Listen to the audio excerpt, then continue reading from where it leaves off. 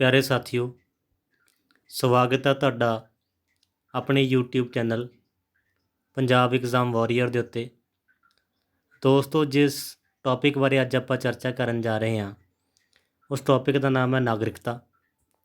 ਤਾਂ ਸਾਨੂੰ ਸਭ ਤੋਂ ਪਹਿਲਾਂ ਇਹ ਜਾਣ ਲੈਣਾ ਚਾਹੀਦਾ ਹੈ ਕਿ ਨਾਗਰਿਕਤਾ ਦਾ ਜਿਹੜਾ ਸ਼ਬਦੀ ਅਰਥ ਕੀ ਹੈ ਅਤੇ ਇਹਦਾ ਸਿਗਨੀਫਿਕੈਂਸ ਕੀ ਹੈ। ਜਿਸ ਤਰ੍ਹਾਂ ਅਜੋਕੇ ਦੌਰ ਦੇ ਵਿੱਚ ਵੱਖ-ਵੱਖ ਸਟੇਟ ਨੇ ਜਾਂ ਵੱਖ-ਵੱਖ ਆਪਾਂ ਕਹਿ ਸਕਦੇ ਹਾਂ ਦੇਸ਼ ਨੇ, ਉਹਨਾਂ ਦੇ ਵਿੱਚ ਆਮ ਤੌਰ 'ਤੇ ਦੋ ਤਰ੍ਹਾਂ ਦੇ ਲੋਕ ਪਾਏ ਜਾਂਦੇ ਨੇ। ਉਸੇ ਤਰ੍ਹਾਂ ਜਿਹੜਾ ਸਾਡਾ ਭਾਰਤ ਹੈ, ਭਾਰਤ ਦੇ ਵਿੱਚ ਵੀ ਦੋ ਕਿਸਮਾਂ ਦੇ ਲੋਕ ਨੇ ਜਿਹੜੇ ਇੱਥੇ ਰਹਿੰਦੇ ਨੇ। ਇੱਕ ਤਾਂ ਇੱਥੋਂ ਦੇ ਜਿਹੜੇ ਸਿਟੀਜ਼ਨ ਨੇ ਅਤੇ ਦੂਜੇ ਨੇ ਜਿਹੜੇ ਏਲੀਅਨ। ਜਿਹੜੇ ਸਿਟੀਜ਼ਨ ਹੁੰਦੇ ਨੇ ਉਹ ਕੌਣ ਨੇ ਕਿ ਜਿਹੜੇ ਇੱਥੇ ਭਾਰਤ ਦੇ ਪੱਕੇ ਵਸਨੀਕ ਨੇ, ਜਿਹਨਾਂ ਨੂੰ ਇੱਥੋਂ ਦਾ ਦਰਜਾ ਮਿਲਿਆ ਹੋਇਆ, ਇੱਥੋਂ ਦੀ ਨਾਗਰਿਕਤਾ ਮਿਲੀ ਹੋਈ ਹੈ। ਉਹ ਜਿਹੜੇ ਸਾਡੇ ਸੰਵਿਧਾਨ ਮੁਤਾਬਕ ਸਾਨੂੰ ਮਿਲਣ ਵਾਲੇ ਸਾਰੇ ਸਾਡੇ ਸਿਵਲ ਅਤੇ ਪੋਲੀਟੀਕਲ ਰਾਈਟ ਨੇ, ਉਹਨਾਂ ਨੂੰ ਇੰਜੋਏ ਕਰ ਸਕਦੇ ਨੇ, ਉਹਨਾਂ ਨੂੰ ਮਾਣ ਸਕਦੇ ਨੇ। ਉਸ ਤਰ੍ਹਾਂ ਜਿਹੜੇ ਸਾਡੇ ਏਲੀਅਨਸ ਨੇ, ਏਲੀਅਨ ਹਰੇਕ ਸਟੇਟ ਦੇ ਵਿੱਚ ਹੁੰਦੇ ਨੇ। ਸਟੇਟ ਤੋਂ ਭਾਵ ਇੱਥੇ ਦੇਸ਼ ਤੋਂ ਲਿਆ ਜਾਵੇ ਤਾਂ ਉਹ ਕੀ ਹੈ ਕਿ ਉਹ ਪੂਰੀਆਂ ਜਿਹੜੀਆਂ ਸਾਡੀਆਂ ਸਿਵਲ ਅਤੇ ਪੋਲੀਟੀਕਲ ਸੇਵਾਵਾਂ ਨੇ, ਉਹਨਾਂ ਨੂੰ ਨਹੀਂ ਮਾਣ ਸਕਦੇ। ਜਿਸ ਤਰ੍ਹਾਂ ਕਿ ਜਿਹੜੇ ਇੱਥੋਂ ਦੇ ਪੱਕੇ ਨਾਗਰਿਕ ਹੁੰਦੇ ਨੇ, ਪੱਕੇ ਵਸਨੀਕ ਹੁੰਦੇ ਨੇ, ਉਹ ਜਿਹੜੇ ਪੋਲੀਟੀਕਲ ਅਤੇ ਸਿਵਲ ਰਾਈਟ ਮਾਣ ਸਕਦੇ ਨੇ। ਅੱਗੇ ਜਿਹੜੇ ਏਲੀਅਨ, ਇਹਨਾਂ ਦੋ ਤਰ੍ਹਾਂ ਦੀਆਂ ਕੈਟਾਗਰੀਜ਼ ਨੇ। ਇੱਕ ਤਾਂ ਹੈਗੇ ਨੇ ਫਰੈਂਡਲੀ ਏਲੀਅਨਸ। ਫਰੈਂਡਲੀ ਏਲੀਅਨਸ ਤੋਂ ਭਾਵ ਇਹ ਹੈ ਕਿ ਜਿਹੜੇ ਦੇਸ਼ਾਂ ਦੇ ਸੰਬੰਧ ਸਾਡੇ ਭਾਰਤ ਦੇ ਨਾਲ ਚੰਗੇ ਨੇ, ਉਹਨਾਂ ਦੇਸ਼ਾਂ ਦੇ ਜਿਹੜੇ ਨਾਗਰਿਕ ਨੇ ਜਦੋਂ ਭਾਰਤ ਦੇ ਵਿੱਚ ਆ ਕੇ ਰਹਿੰਦੇ ਨੇ ਤਾਂ ਅਸੀਂ ਉਹਨਾਂ ਨੂੰ ਫਰੈਂਡਲੀ ਏਲੀਅਨ ਬੋਲਦੇ ਹਾਂ। ਦੂਜੇ ਹੈਗੇ ਐਨਮੀ ਏਲੀਅਨਸ, ਕਿ ਜਿਨ੍ਹਾਂ ਦੇਸ਼ਾਂ ਦੇ ਸੰਬੰਧ ਸਾਡੇ ਭਾਰਤ ਨਾਲ ਚੰਗੇ ਨਹੀਂ ਆ, ਅਤੇ ਆਪਾਂ ਕਹਿ ਸਕਦੇ ਹਾਂ ਕਿ ਜਿਨ੍ਹਾਂ ਨਾਲ ਭਾਰਤ ਯੁੱਧ ਕਰ ਚੁੱਕਿਆ ਹੈ ਜਾਂ ਯੁੱਧ ਦੀ ਜਿਹੜੀ ਵਿਵਸਥਾ ਹੈ ਉਹ ਚੱਲਦੀ ਰਹਿੰਦੀ ਹੈ। ਬੇਸ਼ੱਕ ਉਹ ਕੋਲਡ ਵਾਰ ਹੋਵੇ, ਬੇਸ਼ੱਕ ਉਹ ਸਿੱਧਾ ਯੁੱਧ ਹੋਵੇ, ਤਾਂ ਉਹਨਾਂ ਨੂੰ ਕੀ ਹੈ, ਅਸੀਂ ਫਰੈਂਡਲੀ ਏਲੀਅਨਸ ਨਹੀਂ ਕਹਿ ਸਕਦੇ, ਉਹ ਸਾਡੇ ਐਨਮੀ ਏਲੀਅਨਸ ਦੇ ਤੌਰ 'ਤੇ ਜਾਣੇ ਜਾਂਦੇ ਨੇ। ਅਤੇ ਇਹਨਾਂ ਨੂੰ ਫਰੈਂਡਲੀ ਏਲੀਅਨਸ ਨਾਲੋਂ ਜਿਹੜੇ ਘੱਟ ਸੇਵਾਵਾਂ ਨੇ ਜਾਂ ਘੱਟ ਅਧਿਕਾਰ ਨੇ ਉਹ ਮਿਲਦੇ ਨੇ। ਨੈਕਸਟ ਆਪਾਂ ਗੱਲ ਕਰ ਲਈਏ ਜਿਹੜੀ ਸਾਡਾ ਕਾਂਸਟੀਟਿਊਸ਼ਨਲ ਸਾਡਾ ਸੰਵਿਧਾਨ ਹੈ, ਉਹਦੇ ਵਿੱਚ ਕਿਹੜੀਆਂ ਪ੍ਰੋਵੀਜ਼ਨਾਂ ਨੇ। ਉਹਦੇ ਵਿੱਚ ਆਰਟੀਕਲ 5 ਤੋਂ ਲੈ ਕੇ ਆਰਟੀਕਲ 11 ਤੱਕ, ਅਤੇ ਜਿਹੜਾ ਸਾਡਾ ਸੰਵਿਧਾਨ ਦਾ ਭਾਗ ਦੂਜਾ ਹੈ, ਉਹਦੇ ਵਿੱਚ ਜਿਹੜੇ ਸਾਡੇ ਕਾਂਸਟੀਟਿਊਸ਼ਨਲ ਪ੍ਰੋਵੀਜ਼ਨਸ ਨੇ ਇਹ ਦਿੱਤੀਆਂ ਗਈਆਂ ਨੇ। ਤਾਂ ਸਭ ਤੋਂ ਪਹਿਲਾਂ ਆਰਟੀਕਲ 5 ਦੇ ਵਿੱਚ ਕੀ ਹੈ ਕਿ ਇੱਕ ਪਰਸਨ ਜਿਹਦਾ ਡੋਮੀਸਾਈਲ ਹੈ ਭਾਰਤ ਦੇ ਵਿੱਚ, ਉਹਨੇ ਕਿਹੜੀਆਂ ਕੰਡੀਸ਼ਨਾਂ ਨੇ ਜਿਹੜੀਆਂ ਉਹ ਕਲੀਅਰ ਕਰਨੀਆਂ ਹੁੰਦੀਆਂ ਨੇ, ਜਾਂ ਕਿਹੜੀਆਂ ਮਤਲਬ ਸ਼ਰਤਾਂ ਨੇ ਉਹਦੇ ਲਾਗੂ ਹੁੰਦੀਆਂ ਨੇ।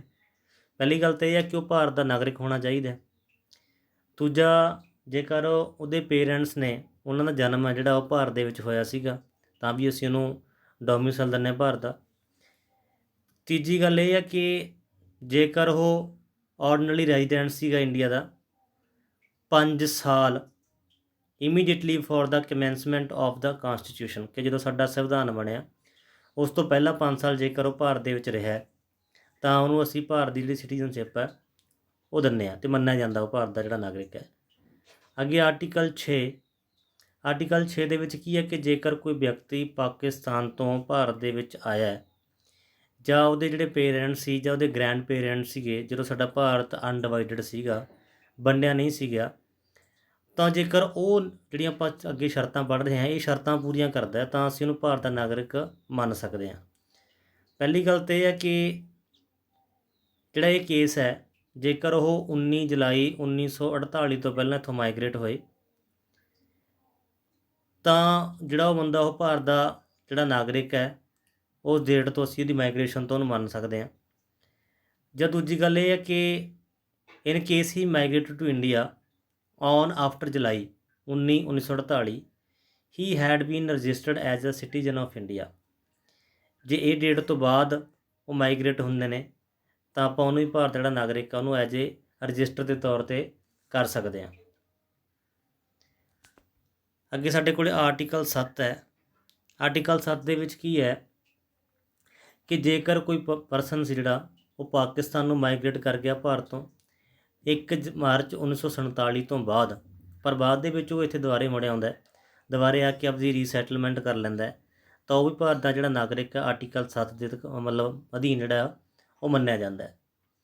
ਪਰ ਇਹ ਕਰਨ ਵਾਸਤੇ ਉਹਨੂੰ ਕੀ ਕਰਨਾ ਪਊਗਾ ਕਿ ਜਿਸ ਦਿਨ ਦੀ ਉਹ ਰਜਿਸਟ੍ਰੇਸ਼ਨ ਕਰਾਊਗਾ, ਐਪਲੀਕੇਸ਼ਨ ਦੇਊਗਾ, ਇਸ ਤੋਂ ਪਹਿਲਾਂ ਉਹਨੂੰ 6 ਮਹੀਨੇ ਭਾਰਤ ਦੇ ਵਿੱਚ ਬਿਤਾਏ ਹੋਣੇ ਲਾਜ਼ਮੀ ਨੇ। ਆਰਟੀਕਲ 8 ਦੀ ਜੇ ਆਪਾਂ ਗੱਲ ਕਰੀਏ, ਆਰਟੀਕਲ 8 ਦੇ ਵਿੱਚ ਕੀ ਹੈ ਕਿ ਇੱਕ ਜਿਹੜਾ ਪਰਸਨ ਹੈ ਉਹਦੇ ਪੇਰੈਂਟਸ ਜਾਂ ਜਿਹੜੇ ਗ੍ਰੈਂਡ ਪੇਰੈਂਟਸ ਨੇ ਉਹਦੇ was born in undivided India, ਕਿ ਉਹ ਅਣਵੰਡੇ ਭਾਰਤ ਦੇ ਵਿੱਚ ਜੰਮੇ ਨੇ, but who is ordinarily residing outside India shall become an Indian citizen if he has been registered as a citizen of India by the diplomatic।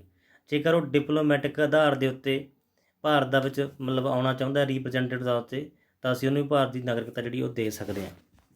Article 9 ਦੇ ਵਿੱਚ ਕੀ ਹੈ ਕਿ no person shall be citizen of India or be deemed to be a citizen of India voluntarily acquired the citizen of any foreign state। ਕਿ ਜਿਹੜਾ ਬੰਦਾ ਭਾਰਤ ਦਾ ਨਾਗਰਿਕ ਹੈ ਉਹ ਆਪਣੀ ਮਰਜ਼ੀ ਨਾਲ ਕਿਸੇ ਹੋਰ ਦੇਸ਼ ਦੀ ਜਿਹੜੀ ਨਾਗਰਿਕਤਾ ਉਹ ਪ੍ਰਾਪਤ ਨਹੀਂ ਕਰ ਸਕਦਾ, ਕਿਉਂਕਿ ਉਹਨੂੰ ਇੱਥੋਂ ਦੀ ਜਿਹੜੀ ਨਾਗਰਿਕਤਾ ਉਹ ਛੱਡਣੀ ਪਊਗੀ, ਫਿਰ ਉਹ ਕਿਸੇ ਹੋਰ ਦੇਸ਼ ਦਾ ਜਿਹੜਾ ਵਾਸੀ ਹੋ ਸਕਦਾ ਹੈ। ਆਰਟੀਕਲ 10 ਕਿ every person who is or deem to be citizen of India shall continue to be such citizen subject to provisions of any law made by parliament. ਕਿ ਜੇਕਰ ਉਹ ਭਾਰਤ ਦੀ ਨਾਗਰਿਕਤਾ ਰੱਖਣੀ ਵੀ ਚਾਹੁੰਦਾ ਹੈ, ਪਰ ਉਹਨੂੰ ਉਹ ਸ਼ਰਤਾਂ ਜਿਹੜੀਆਂ ਸਾਰੀਆਂ ਉਹ ਮੰਨਣੀਆਂ ਪੈਣਗੀਆਂ, ਉਹਦੇ ਵਿੱਚ ਉਹ ਸਾਰੀਆਂ ਸ਼ਰਤਾਂ ਦੇ ਉੱਤੋਂ ਦੀ ਉਹਨੂੰ ਪੁੱਗਣਾ ਪਊਗਾ ਜਿਹੜੇ ਸਾਡੇ ਪਾਰਲੀਮੈਂਟ ਨੇ ਜਿਹੜਾ ਕਾਨੂੰਨ ਬਣਾਇਆ, ਜੇਕਰ ਉਹ ਉਹਨੂੰ ਪੂਰੀਆਂ ਕਰਦਾ ਹੈ। ਆਰਟੀਕਲ 11 ਦੇ ਵਿੱਚ ਕੀ ਹੈ ਕਿ parliament shall have the power to make any provision with the respect to the acquisition and termination of citizenship all other matter relating to citizenship. ਇਹਦੇ ਵਿੱਚ ਕੀ ਹੈ ਕਿ ਪਾਰਲੀਮੈਂਟ ਕੋਲ ਅਧਿਕਾਰ ਹੈ ਕਿ ਜਿਹੜੇ ਇਹ ਕਾਨੂੰਨ ਨੇ ਕਿ ਉਹਦੀ ਸਿਟੀਜ਼ਨਸ਼ਿਪ ਨੂੰ ਕਿਵੇਂ ਆਪਾਂ ਬਰਕਰਾਰ ਰੱਖਣਾ ਜਾਂ ਉਹਦੇ ਵਿੱਚ ਕੋਈ ਨਵੀਂ ਚੀਜ਼ ਐਡ ਕਰਨੀ ਹੈ, ਇਹ ਪਾਰਲੀਮੈਂਟ ਕੋਲ ਅਧਿਕਾਰ ਹੈ ਇਸ ਆਰਟੀਕਲ ਦੇ ਅਧੀਨ ਕਿ ਸਿਟੀਜ਼ਨਸ਼ਿਪ ਦੇ ਵਿੱਚੋਂ ਕੋਈ ਹੇਰ ਫੇਰ ਕਰ ਸਕਦੇ ਨੇ। ਪਹਿਲਾਂ ਸਾਡੇ ਕੋਲ ਜਿਹੜਾ ਇਹ ਐਕਟ ਹੈ 1955 ਦਾ, ਇਹਦੇ ਅਧੀਨ ਹੈ ਜਿਹੜੀ ਸਾਡਾ ਜਿਹੜਾ ਨਾਗਰਿਕਤਾ ਦਾ ਕਾਨੂੰਨ ਆ ਜਿਹੜਾ ਕਾਨਸਟੀਟਿਊਸ਼ਨ ਦੇ ਵਿੱਚ ਉਹ ਕਮੈਂਸਮੈਂਟ ਉਹਦੀ ਹੁੰਦੀ ਹੈ, ਕਿਉਂਕਿ ਬੰਦਾ ਕਿਹੜੇ ਤਰੀਕਿਆਂ ਰਾਹੀਂ ਜਿਹੜੀ ਨਾਗਰਿਕਤਾ ਨੂੰ ਅਪਣਾ ਸਕਦਾ ਹੈ। ਪਹਿਲੀ ਗੱਲ ਤਾਂ ਬਾਏ ਬਰਥ, ਕਿ ਜਿਹੜਾ ਉਹਦਾ ਜਨਮ ਹੈ ਉਹ ਭਾਰਤ ਦੇ ਵਿੱਚ ਹੋਇਆ ਹੋਣਾ ਚਾਹੀਦਾ 26 ਜਨਵਰੀ 1950 ਤੋਂ ਬਾਅਦ। ਪਰ ਜੇਕਰ ਉਹਦਾ ਜਨਮ 1 ਜੁਲਾਈ 1987 ਤੋਂ ਪਹਿਲਾਂ ਹੋਇਆ ਤਾਂ ਜਿਹੜੇ ਉਹਦੇ ਪੇਰੈਂਟਸ ਸੀ ਉਹਨਾਂ ਦੀ ਨਾਗਰਿਕਤਾ ਦਾ ਭਾਰਤੀ ਹੋਣਾ ਲਾਜ਼ਮੀ ਹੈ, ਫਿਰ ਉਹਨੂੰ ਭਾਰਤੀ ਦੀ ਨਾਗਰਿਕਤਾ ਉਹ ਮਿਲੂਗੀ। ਦੂਜਾ ਹੁੰਦਾ ਡੀਸੈਂਟ, ਕਿ ਉਹ ਆਫ ਐਕਸੈਪਟੈਂਸ ਅਕੋਰਡਿੰਗ, ਵੀ ਉਹ ਐਗਰੀ ਕਰਦਾ ਉਹਨਾਂ ਗੱਲਾਂ ਨਾਲ ਕਿ a person born outside India shall not be a citizen of India by descent, ਕਿ ਉਹ ਆਪਦੇ ਐਗਰੀਮੈਂਟ ਨਾਲ ਭਾਰਤ ਦਾ ਨਾਗਰਿਕ ਨਹੀਂ ਹੋ ਸਕਦਾ ਜਦੋਂ ਤੱਕ ਉਹ ਜਿਹੜਾ ਉਹਦਾ ਬਰਥ ਉਹ ਭਾਰਤ ਦੇ ਵਿੱਚ ਕੀ ਹੈ ਰਜਿਸਟਰਡ ਨਹੀਂ ਹੋਇਆ। ਮਤਲਬ ਜਦੋਂ ਜਨਮ ਹੋ ਗਿਆ ਤਾਂ 1 ਸਾਲ ਦੇ ਵਿੱਚ ਉਹਦਾ ਬਰਥ ਹੈ ਜਿਹੜਾ ਉਹ ਭਾਰਤ ਦੇ ਵਿੱਚ ਉਹਦਾ ਰਜਿਸਟ੍ਰੇਸ਼ਨ ਜਿਹੜੀ ਉਹਦੀ ਹੋਣੀ ਲਾਜ਼ਮੀ ਹੈ ਸੈਂਟਰਲ ਗੌਰਮੈਂਟ ਦੀ ਪਰਮਿਸ਼ਨ ਦੇ ਨਾਲ, ਤਾਂ ਅਸੀਂ ਉਹ ਭਾਰਤ ਦੀ ਨਾਗਰਿਕਤਾ ਜਿਹੜਾ ਬੰਦਾ ਉਹ ਪ੍ਰਾਪਤ ਕਰ ਸਕਦਾ। ਰਜਿਸਟ੍ਰੇਸ਼ਨ ਦੇ ਅਕੋਰਡਿੰਗ ਜਿਹੜੀ ਨਾਗਰਿਕਤਾ ਪ੍ਰਾਪਤ ਕੀਤੀ ਜਾ ਸਕਦੀ ਹੈ ਜਾਂ ਬਾਈ ਇਨਕੋਰਪੋਰੇਸ਼ਨ ਆਫ ਟੈਰੀਟਰੀ, ਕਿ ਭਾਰਤ ਹੈ ਜਿਹੜਾ ਕੋਈ ਇਸ ਤਰ੍ਹਾਂ ਦਾ ਰਾਜ ਆ ਉਹ 'ਤੇ ਮਤਲਬ ਅਧਿਕਾਰ ਕਰ ਲੈਂਦਾ ਹੈ ਅਤੇ ਜਿਹੜੀ ਉਹ ਟੈਰੀਟਰੀ ਉਹ ਭਾਰਤ ਦੇ ਵਿੱਚ ਆ ਜਾਂਦੀ ਹੈ, ਤਾਂ ਉੱਥੋਂ ਜਿਹੜੇ ਸਿਟੀਜ਼ਨ ਹੋਣਗੇ ਉਹ ਵੀ ਬਾਅਦ ਦੇ ਵਿੱਚ ਭਾਰਤ ਦੇ ਜਿਹੜੇ ਨਾਗਰਿਕ ਨੇ ਉਹ ਇੱਥੇ ਬਣ ਜਾਣਗੇ।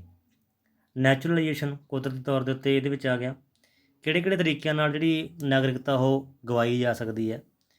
ਪਹਿਲੀ ਗੱਲ ਤਾਂ ਇਹ ਹੈ ਕਿ ਕੋਈ ਬੰਦਾ ਅਨਾਉਂਸ ਕਰ ਦੇ ਕਿ ਮੈਂ ਇੱਥੋਂ ਦਾ ਨਾਗਰਿਕ ਨਹੀਂ ਰਹਿਣਾ ਅਤੇ ਮੈਂ ਕਿਸੇ ਹੋਰ ਕੰਟਰੀ ਦੇ ਵਿੱਚ ਜਾ ਕੇ ਵਸਨੀਕ ਹੋਣਾ, ਤਾਂ ਉਹਨੂੰ ਇੱਥੋਂ ਦੀ ਜਿਹੜੀ ਨਾਗਰਿਕਤਾ ਉਹ ਛੱਡਣੀ ਪਊਗੀ, ਤਾਂ ਜਾ ਕੇ ਉਹ ਉੱਥੋਂ ਦਾ ਜਿਹੜਾ ਨਾਗਰਿਕ ਹੋ ਸਕਦਾ ਹੈ। ਕਿਉਂਕਿ ਕੋਈ ਬੰਦਾ 2 ਸਟੇਟਾਂ ਦਾ ਜਿਹੜਾ ਨਾਗਰਿਕ ਨਹੀਂ ਰਹਿ ਸਕਦਾ। ਸਟੇਟ ਤੋਂ ਭਾਵ ਇੱਥੇ ਕੰਟਰੀ ਹੈ।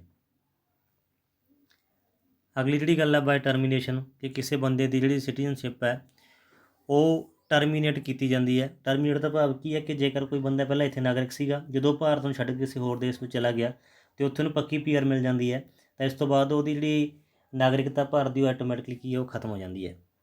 ਬਾਏ ਡਿਪਰਾਈਵੇਸ਼ਨ, ਇਹਦੇ ਵਿੱਚ ਕੀ ਹੈ ਕਿ ਜੇਕਰ ਕੋਈ ਬੰਦਾ ਭਾਰਤ ਦੀ ਨਾਗਰਿਕਤਾ ਪ੍ਰਾਪਤ ਕਰ ਲੈਂਦਾ ਕਿਸੇ ਫਰਾਡ ਅਧੀਨ, ਜਾਂ ਕੋਈ ਚਲਾਕੀ ਕਰਕੇ ਇੱਥੋਂ ਨਾਗਰਿਕਤਾ ਪ੍ਰਾਪਤ ਕਰ ਲੈਂਦਾ, ਜਾਂ ਕੋਈ ਜਿਹੜਾ ਨਾਗਰਿਕ ਉਹ ਭਾਰਤ ਦੇ ਸੰਵਿਧਾਨ ਪ੍ਰਤੀ ਡਿਸਲੋਇਲਟੀ ਸ਼ੋਅ ਕਰਦਾ, ਤਾਂ ਉਸ ਬੰਦੇ ਦੀ ਜਿਹੜੀ ਨਾਗਰਿਕਤਾ ਉਹ ਕੀ ਕੀਤੀ ਜਾਂਦੀ ਹੈ ਰੱਦ ਕੀਤੀ ਜਾਂਦੀ ਹੈ। ਫਿਰ ਸਾਡਾ ਆ ਗਿਆ ਸਿੰਗਲ ਸਿਟੀਜ਼ਨਸ਼ਿਪ, ਕਿ ਭਾਰਤ ਦੇ ਵਿੱਚ ਕੀ ਆਪਾਂ ਪਹਿਲਾਂ ਵੀ ਗੱਲ ਕੀਤੀ ਸੀ ਕਿ ਇੱਥੋਂ ਦਾ ਜਿਹੜਾ ਢਾਂਚਾ ਬੇਸ਼ੱਕ ਉਹ ਫੈਡਰਲ ਹੈ, ਪਰੰਤੂ ਫਿਰ ਵੀ ਜਿਹੜੀ ਨਾਗਰਿਕਤਾ ਉਹ ਗਹਿਰੀ ਨਾਗਰਿਕਤਾ, ਕੋਈ ਵੀ ਜਿਹੜਾ ਨਾਗਰਿਕ ਆ ਉਹਨੂੰ ਸਿਰਫ ਇਕੱਲੇ ਭਾਰਤੀ ਨਾਗਰਿਕਤਾ ਮਿਲੂਗੀ, ਨਾ ਕਿ ਉਹਨੂੰ ਕਿਸੇ ਸਟੇਟ ਦੀ ਹੋਰ ਨਾਗਰਿਕਤਾ ਮਿਲੂਗੀ। ਜਿਵੇਂ ਕਿ ਅਮਰੀਕਾ ਦੇ ਵਿੱਚ ਹੁੰਦਾ, ਅਮਰੀਕਾ ਦੇ ਵਿੱਚ ਕੀ ਹੈ ਕਿ ਉੱਥੋਂ ਦੇ ਸਟੇਟ ਦੀ ਨਾਗਰਿਕਤਾ ਵੀ ਉਹਨੂੰ ਮਿਲਦੀ ਹੈ, ਅਤੇ ਉਹਨੂੰ ਜਿਹੜਾ ਉੱਥੋਂ ਦਾ ਦੇਸ਼ ਹੈ ਉਹਦਾ ਅਮਰੀਕਾ, ਉਹਦੀ ਨਾਗਰਿਕਤਾ ਵੀ ਮਿਲਦੀ ਹੈ। ਪਰ ਭਾਰਤ ਦੇ ਵਿੱਚ ਇਸ ਤਰ੍ਹਾਂ ਦਾ ਕੋਈ ਕਾਨੂੰਨ ਨਹੀਂ ਹੈ। ਇੱਥੇ ਸਿਰਫ ਇੱਕ ਗਹਿਰੀ ਨਾਗਰਿਕਤਾ ਦਾ ਜਿਹੜਾ ਆਪਾਂ ਕਹਿ ਸਕਦੇ ਹਾਂ ਕਿ ਪ੍ਰਾਵਧਾਨ ਹੈ ਉਹ ਕੀਤਾ ਹੋਇਆ ਹੈਗਾ। ਸੋ ਦੋਸਤੋ, ਇਹ ਸੀ ਆਪਣੀ ਅੱਜ ਦੀ ਵੀਡੀਓ। ਉਮੀਦ ਕਰਦਾ ਤੁਹਾਨੂੰ ਸਾਰਿਆਂ ਨੂੰ ਚੰਗੀ ਲੱਗੀ ਹੋਵੇਗੀ। ਤਾਂ ਇਸ ਵੀਡੀਓ ਨੂੰ ਵੱਧ ਤੋਂ ਵੱਧ ਲਾਈਕ ਕਰਨਾ, ਸ਼ੇਅਰ ਕਰਨਾ ਅਤੇ ਆਪਣੇ ਚੈਨਲ ਨੂੰ ਸਬਸਕ੍ਰਾਈਬ ਜ਼ਰੂਰ ਕਰਨਾ। ਬਹੁਤ ਬਹੁਤ ਧੰਨਵਾਦ।